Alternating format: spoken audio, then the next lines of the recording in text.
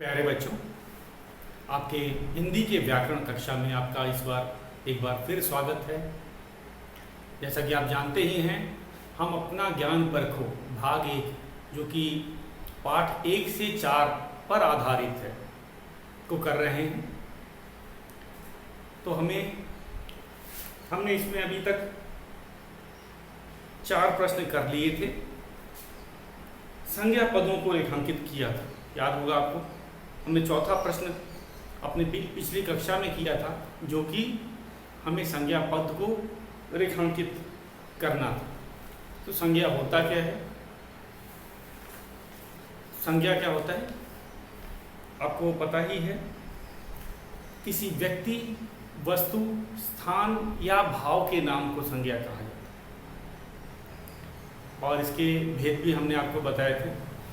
संज्ञा के 3 भेद: व्यक्तिवाचक संज्ञा, जातिवाचक संज्ञा और भाववाचक संज्ञा। तो हमारा अगला जो प्रश्न है इसी संज्ञाओं के भेद पर है। हमें जातिवाचक संज्ञा, व्यक्तिवाचक संज्ञा और भाववाचक संज्ञा के 2-2 उदाहरण लिखने, और हमें एक उदाहरण भी दे रखा है। तो ये होता क्या है? सबसे पहले भेदों पे ही आ जाते हैं। संज्ञा का हमें परिभाषा पता ही है। संज्ञा शब्द क्या होते हैं? संज्ञा शब्द किसी नाम, वस्तु, स्थान या भाव के लिए को बताने वाले शब्दों को संज्ञा शब्द कहते हैं। व्यक्तिवाचक संज्ञा किसी खास व्यक्ति, विशेष व्यक्ति या खास व्यक्ति हम लोग कह सकते हैं। विशेष व्यक्ति, विशेष वस्तु, विशेष स्थान को हम लोग व्यक्तिवाचक संज्ञा कहते हैं। वो व्यक्तिवाचक संज्ञा में आ जाए। इसका उदाहरण क्या है? जैसे ताजमहल, दुनिया में एक ही ताजमहल है। अगर हम किसी रवि की बात करते हैं, किसी खास व्यक्ति की, तो वह भी व्यक्तिवाचक संज्ञा में आएगी। देश, कोई पहाड़ हो, कोई नदी हो, सब व्यक्तिवाचक संज्ञा में आएगा। देश में जैसे देश तो ऐसे जातिवाचक संज्ञा हो जाएगा, लेकिन देश का अगर हम नाम बता रहे हैं भारत, तो वह क्या आएगा? व्यक्तिवाचक संज्ञा। नदी जातिवाचक संज्ञा में आ जाएगा, सभी नदियों के लिए प्रयोग होता है। लेकिन अगर हम गंगा या यमुना नदी बोलते हैं तो वह व्यक्तिवाचक संज्ञा में आ जाएगा। तो ये था हमारा परिभाषा व्यक्तिवाचक संज्ञा। उसके बाद हम चलते हैं अपने जातिवाचक संज्ञा। जातिवाचक संज्ञा उस जाति के सभी जीवों के लिए प्रयोग की जाती है। अगर हम गाय बोल रहे हैं तो सभी गायों के लिए हम लोग इसकी बात कर रहे हैं, इसीलिए जातिवाचक वो समस्त जाति का जो बोध कराते हैं।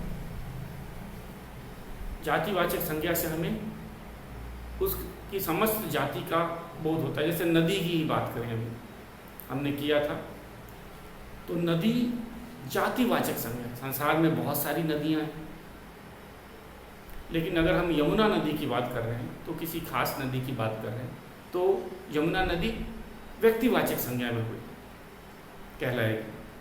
और अगर हम नहीं, तो नदी कौन सा शब्द है? जातिवाचक। तो जातिवाचक संज्ञा जब किसी खास या संपूर्ण जाति के लिए हम किसी शब्द का प्रयोग करते हैं तो जातिवाचक संज्ञा कहलाती है।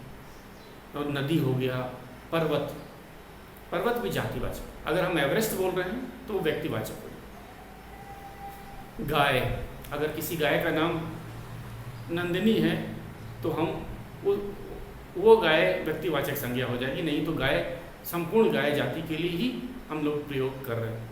उसी तरह घोड़ा, पेड़, पक्षी, चिड़िया आदि।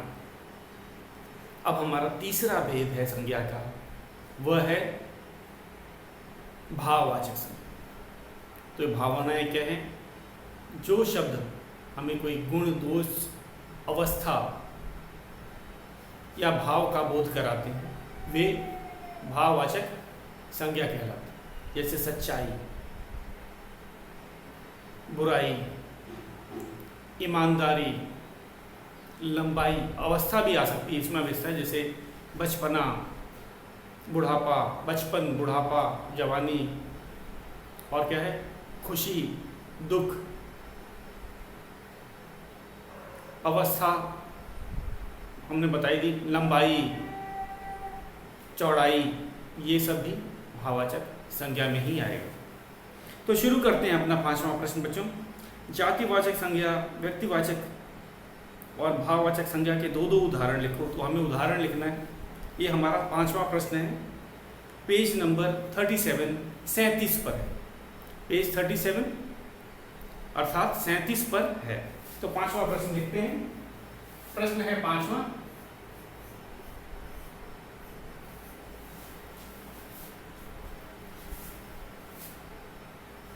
जातिवाचक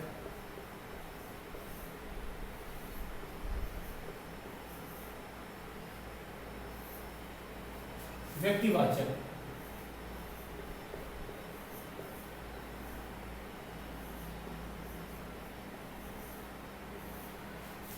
और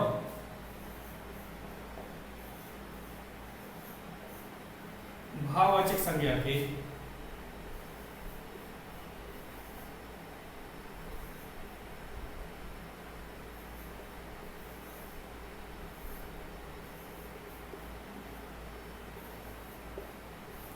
भाववाचक संज्ञा के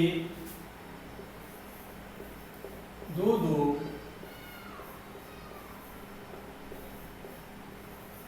उदाहरण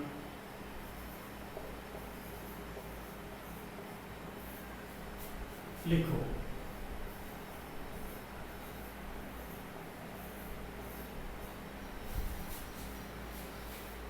तो हम लोग चलते हैं, पहला लिखेंगे व्यक्तिवाचक संज्ञा।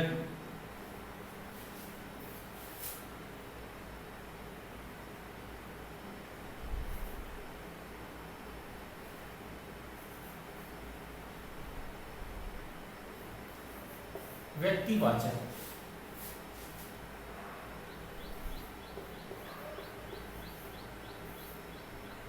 संज्ञा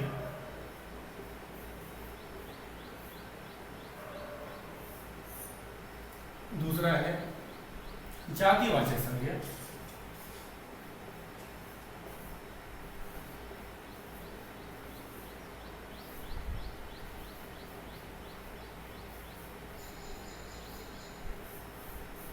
और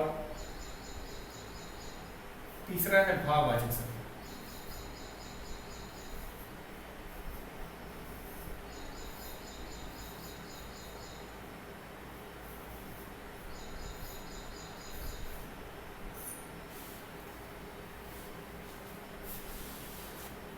तो बच्चों हमें उदाहरण लिखने हैं।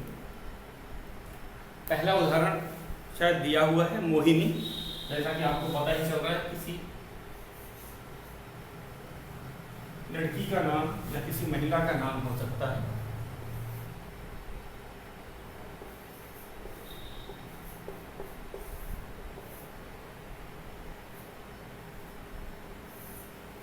अगला है, हम लोग किसी स्थान का भी नाम दे सकते हैं। ये तो नाम हो गया,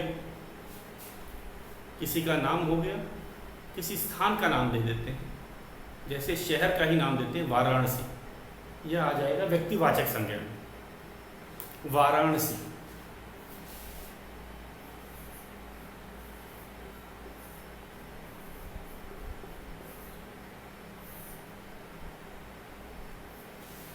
एक और लिखते हैं, किसी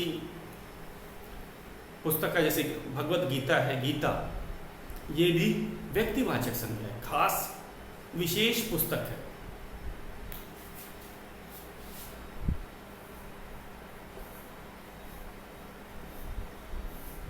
तो पहले बच्चे सोचा करते थे व्यक्तिवाचक संज्ञा में केवल व्यक्तियों के नाम आएंगे, जो कि गलत बात है। इसमें कोई वस्तु भी आ सकती है, खास विशेष वस्तु, विशेष स्थान, विशेष नदी, विशेष पर्वत, देश के सभी नाम, सब दुनिया में 200 देश हैं, सभी के नाम। तो व्यक्तिवाचक से यह मत सोचिए कि यहाँ पे हमें केवल किसी व्यक्ति का ही नाम होना चाहिए, ऐसी बात नहीं। तो मोहिनी व्यक्ति का नाम हो गया, वाराणसी शहर का नाम हो गया, और गीता धार्मिक पुस्तक हो गई। गीता, बाइबल, गुरु ग्रंथ, कुछ भी हम लिख सकते हैं, वो सब व्यक्तिवाचक संज्ञा के ही उदाहरण हैं। तो ये हमने उदाहरण से सीखा, हमारा परिभाषा भी इसी के साथ हमें अच्छी तरह से समझ आ जाती है कि व्यक्तिवाचक संज्ञा केवल नाम, किसी व्यक्ति के नाम के लिए ही नहीं होता, वह किसी स्थान, विशेष स्थान और विशेष वस्तु में, जैसे हमने पुस्तक भी आ गया, जो विशेष पुस्तक है, जैसे संसार में गीता, या किसी शहर का नाम, किसी व्यक्ति का नाम, ये सब व्यक्तिवाचक संज्ञा नहीं है। अब जातिवाचक, इससे समस्त जाति का बोध होता है। जातिवाचक संज्ञा क्या है? वह शब्द जिससे हमें समस्त जाति का, उस समस्त जाति का बोध होता है, उसे हम जातिवाचक संज्ञा कहते हैं। जैसे लड़का से सभी लड़का जाति, पूरे संसार में जितने लड़का हैं, पूरे लड़के जाति का बोध करवाता है। इसमें अगर लड़के का नाम हमें पता है तब वह व्यक्तिवाचक संज्ञा में आ जाएगा, नहीं तो लड़का, लड़की, माता, पिता, गाय, घोड़ा, तोता, ये सब जातिवाचक संज्ञा। और जैसे घोड़े की मैं बात करूं, जैसे महाराणा प्रताप का घोड़ा था चेतक, अब अगर हम चेतक की बात कर रहे हैं तो वो आ जाएगा व्यक्तिवाचक संज्ञा। घोड़ा था चेतक, एक घोड़ा था, लेकिन अगर हम उसका नाम बता रहे हैं चेतक, तब चेतक जो है वो व्यक्तिवाचक संज्ञा आ गया। अगर घोड़ा बोल रहे हैं तो वह जातिवाचक है। तो बच्चों, ये उसी तरह हम उदाहरण देते हैं। एक लड़का हमें पहले दे रखा है,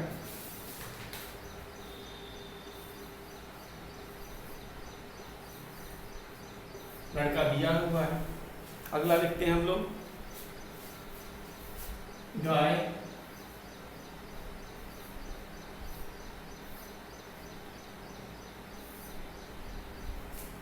उसके बाद माला,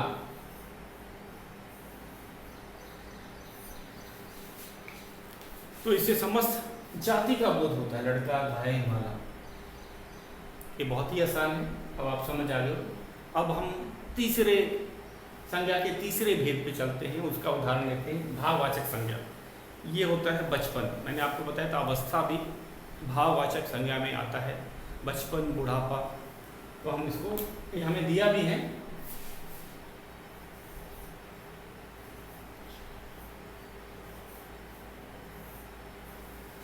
और जो भाववाचक में क्या आएगा? मेहनत, एक साथ है मेहनत,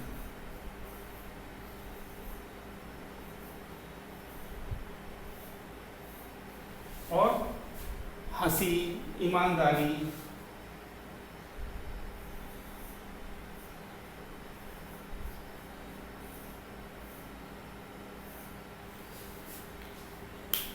तो बच्चों ये था हमारा भाववाचक। भाववाचक में आता है गुण, दोष, और क्या आता है? अवस्था और भाव, ईमानदारी, सच्चाई। अवस्था में आया बचपन, बुढ़ापा, उसके बाद में आया लंबाई, ऊंचाई, और भाव मेहनत, ईमानदारी, खुशी, दुख। तो ये सब भाववाचक संज्ञा के उदाहरण थे। अब है जोड़े बनाओ। छठे प्रश्न पे चलते हैं, जो बहुत ही सरल है। एक बार आपको बता देते हैं, शायद आप नोट ना किया हो।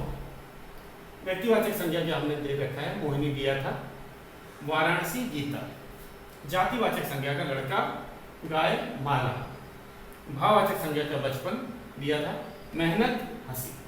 तो बच्चों ये था हमारा पांचवा प्रश्न। छठे प्रश्न पे चलते हैं, जो कि है एक तरह से लिंग बदलाव। इसमें दोनों लिंग दिए हुए हैं, हमें उनके जोड़े बनाने हैं। तो प्रश्न संख्या 6 पे चलते हैं।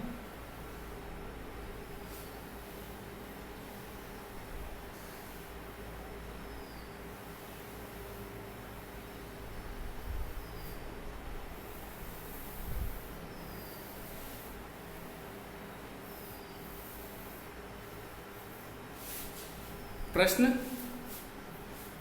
6, जोड़े बनाओ। जोड़े बनाओ।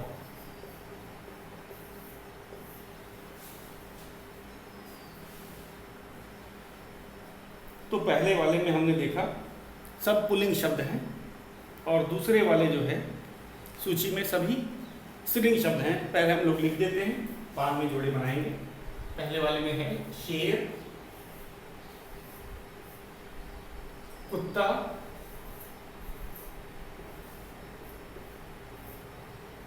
धोबी, सभी पुल्लिंग शब्द हैं। ध्यान दीजिएगा कि जो मैं लिख रहा हूं सभी पुल्लिंग शब्द हैं। उसके बाद पिता,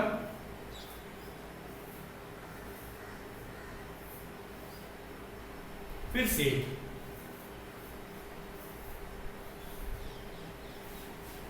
और इसमें हमने ध्यान दिया कि सभी शब्द जो हैं वह पुल्लिंग हैं। दूसरी सूची में सभी जो शब्द होंगे स्त्रीलिंग होंगे, लेकिन उनका क्रम आगे पीछे होगा, हमें सही जोड़े बाद में बनाने हैं। तो मैं लिखता हूं, दूसरा है माता,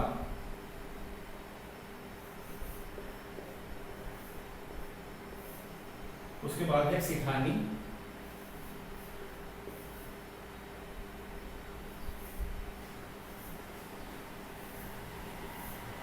उसके बाद चलते हैं, तीसरा शब्द है कुतिया,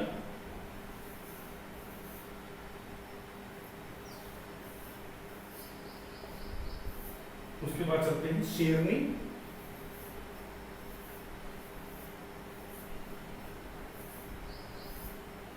और अंतिम शब्द है धोबिन।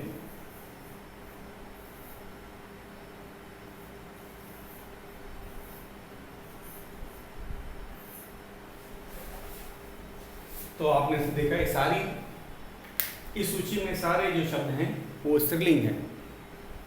इससे स्त्री जाति का पता चलता है। पहले वाले सारे शब्द हैं पुल्लिंग, इससे पुरुष जाति का हमें पता चल रहा है। तो हमें जोड़े मिलाने, सही जोड़े। शेर का बहुत ही सरल है, आपने सूची याद कर रखी है तो इसको कोई परेशानी आपको नहीं होगी। तो शेर का शेरनी आपको स्केल की सहायता से मिलाना है। शेर का शेरनी, कुत्ता का कुतिया, धोबी का धोबिन, पिता का माता, सेठ का सेठानी। बहुत ही सरल है, हमने एक बार पहले कर ही लिया है और ये तो बस एक तरह से कहेंगे रिवीजन वर्क ही कर रहे हैं हम लोग, पुनरावृत्ति। तो ये आसानी से आपको अब इसमें समझने की कोई बात ही नहीं, बहुत ही सरल है, बहुत आसान है। फिर से एक बार आप देख लीजिए और साथ का साथ करते जाइए। जोड़े बनाओ, शेर, शेरनी, दूसरा शब्द है कुत्ता, कुतिया, धोबी, धोबिन, पिता, माता, सेठ, सेठानी।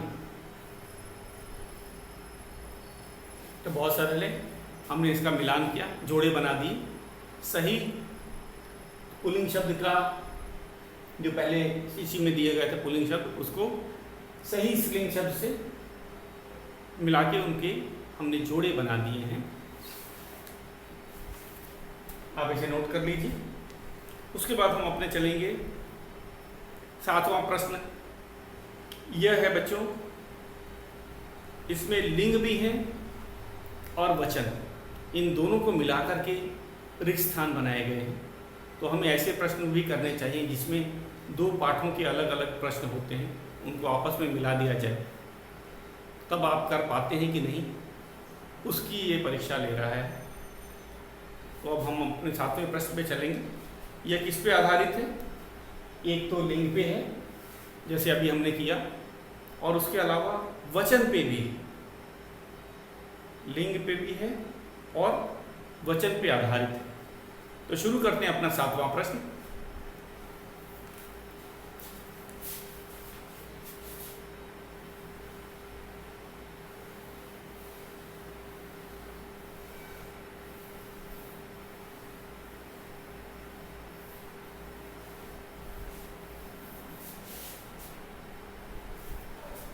हमारा 7वां प्रश्न है, उचित शब्द से खाली स्थान भरो।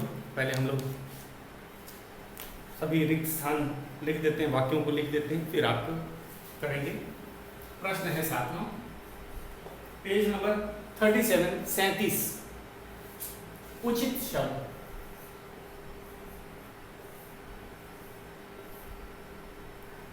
शब्द से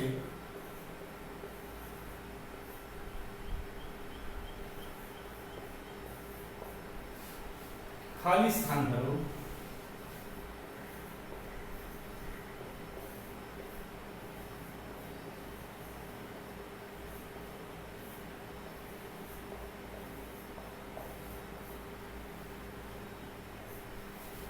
हम वाक्यों को भी लिख देते हैं, 4 ही वाक्य हैं और बहुत ही सरल है।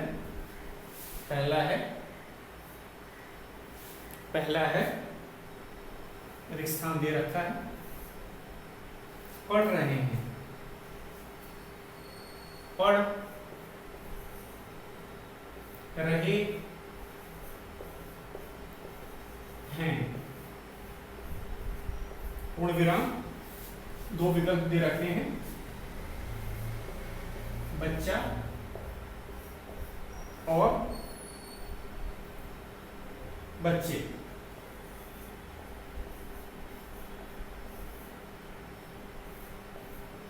दूसरे वाक्य पे चलते हैं। रिक्त स्थान पहले ही दे रखा है, भौंक रहे हैं,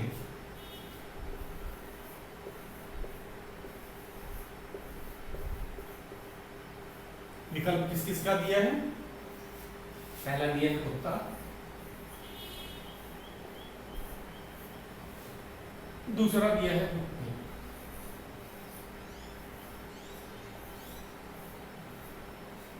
तीसरा वाक्य लिख लेते हैं।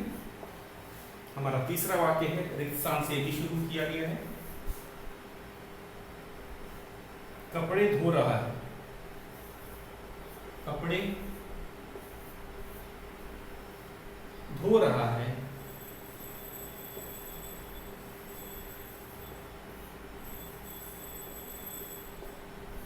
कौन कौन से विकल्प दिए हैं? धोबी,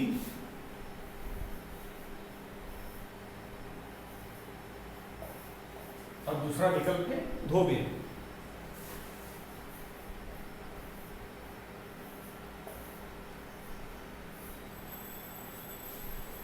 और चौथा और अंतिम वाक्य हम लोग लिखते हैं। यह है, रिक्त स्थान से भी शुरू हो रहा है, नाच रही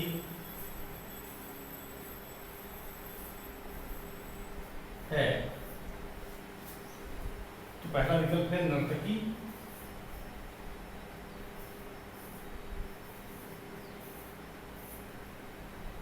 और दूसरा विकल्प है नर्तक। तो ये 7वें प्रश्न को बच्चों एक बार फिर से ध्यान से देख लेते हैं। इसे हमें उचित शब्द से, जो कि कोष्ठक में ब्रैकेट में दिया गया है, उसे छांट करके चुन करके करना है। और ये जो शब्द है ये किस पे आधारित है? वचन और लिंग। ये जो रिक्त स्थान है वचन और लिंग पे आधारित है। तो सबसे पहला हम लोग देखते हैं। सबसे पहला है रिक्त स्थान, पढ़ रहे हैं, बच्चा, बच्चे। तो हमें कैसे पता चला बहुवचन लगाना है? हमने क्रिया को देखा। पहले वाक्य में हमने क्या देखा? बच्चा लिखे कि बच्चे लिखे, तो हमने क्रिया पे ध्यान दिया। यहाँ क्या लिखा है? पढ़ रहे हैं। रहे बहुवचन के लिए और हैं बहुवचन के लिए ही प्रयोग किया जाता है, तो इसीलिए हम यहाँ पे बच्चे लिखेंगे। सही विकल्प क्या है? बच्चे। क्यों? क्योंकि हमें क्रिया से ही इसका पता चला। रहे हैं इसका अर्थ है बहुवचन के लिए ही प्रयोग किया है, तो इसमें बहुवचन है बच्चे, तो हम लिखेंगे बच्चे।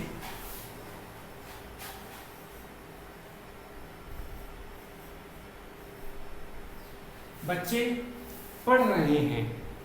बच्चे पढ़ रहे हैं। तो हमें एक और चीज का ज्ञान हुआ आज कि जो वचन है हम क्रिया से भी देख करके सही वचन का पता लगा सकते हैं। अगर हम जैसे हमें वचन का पता लगाना था कि यहाँ एक वचन बच्चा या बच्चे लिखना है, तो हमने किस पे ध्यान दिया? हमने क्रिया पे देखा, तो क्रिया से पता चला रहे हैं, तो ये रहे हैं जो है वह क्या है? बहुवचन के लिए प्रयोग किया जाता है, इसीलिए हमने बच्चे लिखा। उसी तरह दूसरे वाक्य पे चलते हैं। रिक्स्थान भौंक रहे हैं। यहाँ पे भी जो क्रिया ने बताया रहे हैं कि यहाँ बहुवचन का प्रयोग होगा, तो कुत्ता नहीं होगा, कुत्ते। कुत्ते भौंक रहे हैं।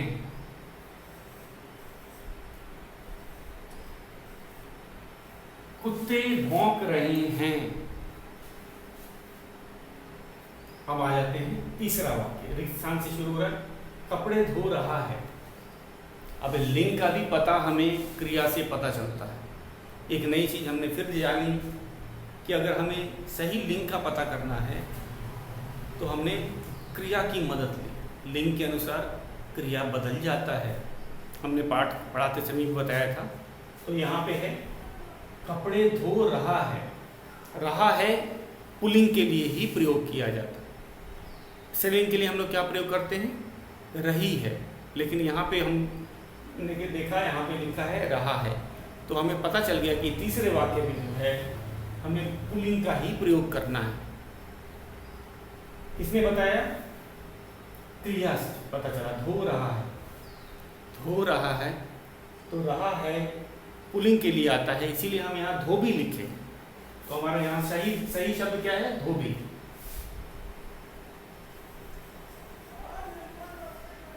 धोबी।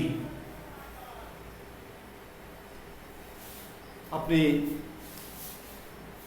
चौथे वाक्य पे चलते हैं। रिक्स्थान से शुरू हो रहा है, नाच रही है। अब यहाँ पे फिर यहाँ पे हमें रही है, इससे पता चला कि तो शब्द यहाँ पे हमें स्त्रीलिंग शब्द को ही चुनना है। नर्तकी, नर्तक। नर्तक पुल्लिंग शब्द है, नर्तकी स्त्रीलिंग शब्द है। तो यहाँ पे सही क्या है? नर्तकी नाच रही है। नर्तकी नाच रही है, क्योंकि यहाँ पे हमें यहाँ से पता चला अगर रहा है होता तो हमें पुल्लिंग शब्द लगाना पड़ता, तब नर्तक लिखते। तो बच्चों समझ आया कि क्रिया से हमें कैसे मदद मिलती है, ना केवल लिंग का बल्कि वचन में। वचन और लिंग जो है क्रिया से प्रभावित होता है या उसके अनुसार बदल जाता है, जो हम बोल सकते हैं। तो यहाँ लिखते हैं नर्तकी नाच रही है। नर्तकी एक स्त्रीलिंग शब्द है।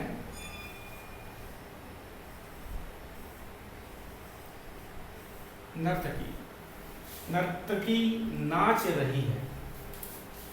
तो ये था हमारा 7वां प्रश्न। 7वां प्रश्न हमारा था। अब हम 8वां और 9वां प्रश्न करेंगे अपना ज्ञान परखों में। तो आपका आज का गृह कार्य क्या है? परिभाषाओं को साथ साथ याद कर लीजिए।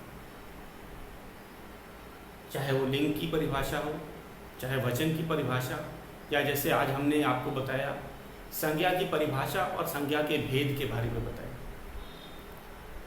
संज्ञा के कितने भेद हैं? 3 भेद हैं। व्यक्तिवाचक संज्ञा, जातिवाचक संज्ञा और भाववाचक संज्ञा। तो ये आपको परिभाषाएं साथ साथ पढ़ते जानी हैं, तो आपको आसानी से याद हो जाएगा। आज के लिए इतना ही। कल हम इसका 8वां प्रश्न करेंगे।